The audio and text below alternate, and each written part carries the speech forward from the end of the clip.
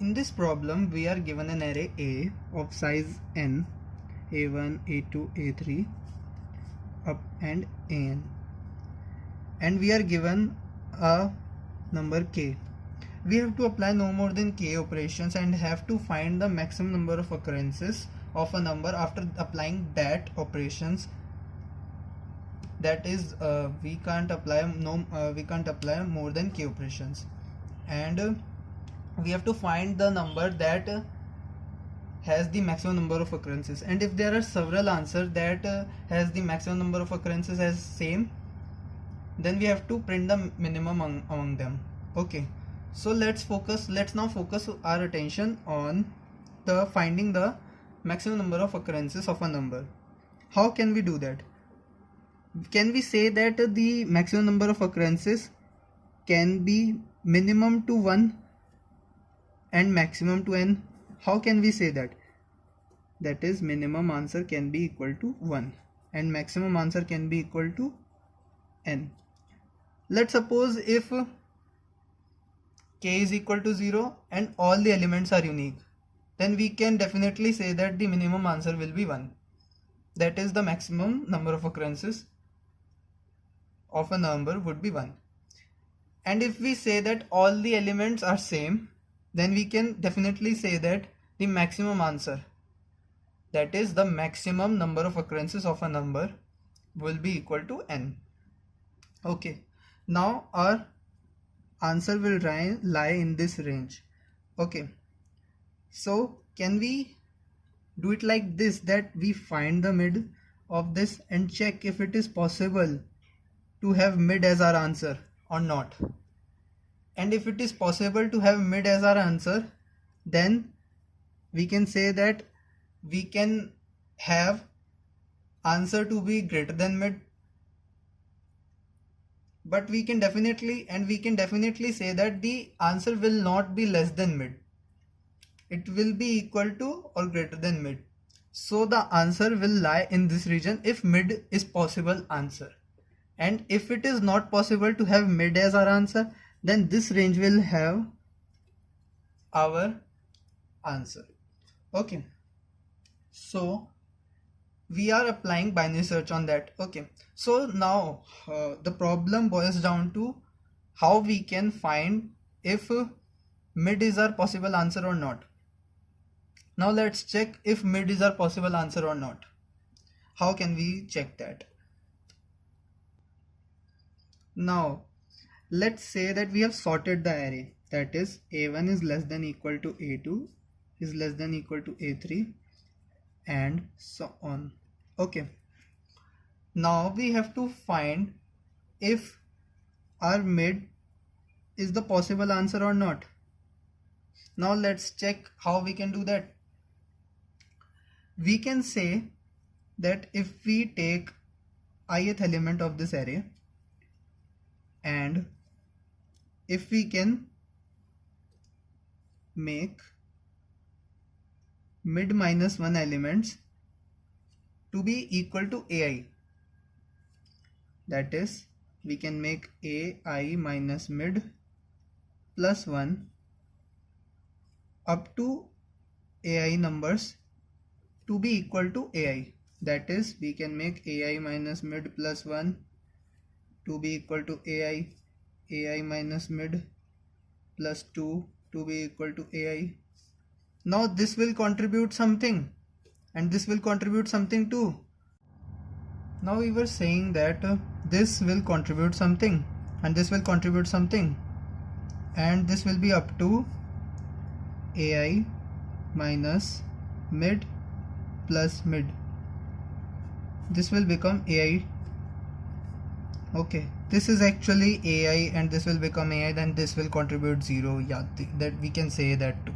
Okay, so we are given that we have to do this in less than equal to k operations. So how can we check that? Okay, so if we can say that this will contribute something and this will contribute something too, this will contribute something too, so we can say that ai minus mid plus 1 ai minus mid plus 2, this is subscript, and so on. Okay, up to ai minus a of I minus mid plus mid, that is actually ai, and this will be 0. Yeah, that's not a problem. Okay, so this should be less than equal to k, and if it is possible to have this whole thing to be less than equal to k, then we can say that mid is possible answer. And if it is not possible to have this, then we will say that this is not the possible answer. Okay, and we will check for all the AIs for that. Okay, so the condition that we previously written was this: AI minus A of I minus mid plus 1 plus AI minus A of I minus mid plus 2 plus ai minus a of I minus mid plus 3 up to ai minus a of I minus mid plus mid. Okay, and we have to check if all of this sum is less than equal to k or not. Okay, now can we say that this is nothing but actually equal to mid times ai minus a of I minus mid plus 1 plus a of I minus mid plus 2 plus up to a of I, because mid plus mid is minus mid plus mid is actually 0. So this should be less than equal to k. For mid to be the possible answer. Now if we see at this equation right here, we can say that this is nothing but like this: a1 a2 a3, and this is here up to ai minus mid plus 1 a of I minus mid plus 2 up to ai. We can say that this is here in our array ai plus 1 up to an. Okay, so we have to find the sum of this. So we actually have to find the sum of this subarray. So how can we do that in O1 time? We can do that in O1 time by pre-computing the partial sum. Now what is the partial sum? So we will have 0 as our first element, and second element would be a1, third element would be a1 plus a2, and so on, a1 plus a2 plus a3, third element or fourth element actually, and we will have this up to a1 plus a2 plus a3 up to an. So at the ith position, this is the 0th position, this is 0 based indexing, and this is 1, this is second position, this is third, and at the ith position we will have sum to be equal to a1 plus a2 up to ai. Okay, and at this position, that is I minus mid plus 1th position, we will have a1 plus a2 plus a3 up to a I minus mid plus 1. Now we have to include ai minus mid plus 1 as well, so we have to check the I minus midth position. Okay, that is at I minus mid position we will have a1 plus a2 up to a of I minus mid.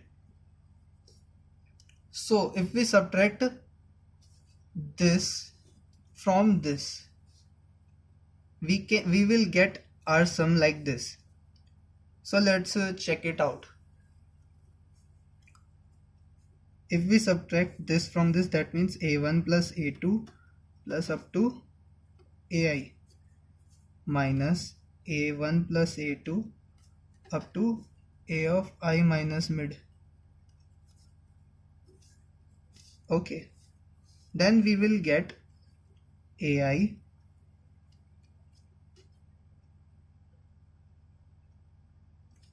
plus ai minus 1 plus ai minus 2 up to a of I minus mid plus 1. And we have to find this in O1 time. So we will just subtract the partial sum at this and the partial sum at this. I mean, we will subtract this partial sum from this position. Okay, and we will find it in O1 time. That means that we have this array to be P, partial sum. This denotes P, partial sum.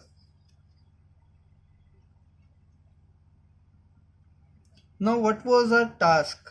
That how to find mid is possible answer or not. We did this by this equation, by checking if this LHS is less than equal to K or not. Okay, so we found out that we can find this in O1 time by pre-computing the partial sum of that array, of the sorted array actually, because we have first sorted that array. And so we can say that we have to check mid times ai minus p of I minus p of I minus mid. And if this is less than equal to k, we will say that mid is a possible answer. And if it is greater than equal to k, we will say that mid is not the possible answer. And we will apply the binary search for that. I mean, we will apply the binary search afterwards, that after finding mid, if it is possible answer or not, we will check. If it is possible, then we will check the mid, then we will check the answer from mid plus 1 to n. And if it is not, then we will check if answer is from mid 1 to mid minus 1. Okay. Now as we have said that we have to check that equation mid times ai minus p of I minus p of mid is less than equal to k or not. We will check it for all the i's. Okay, for I belonging to 1 to n. And if we find out any of them following this equation, then we will simply say that mid is possible answer. And we will just traverse from 1 to n. And whenever we find this equation to be true, we say that the answer exists, and we will store the second answer. That is, now we will focus on finding the answer that is the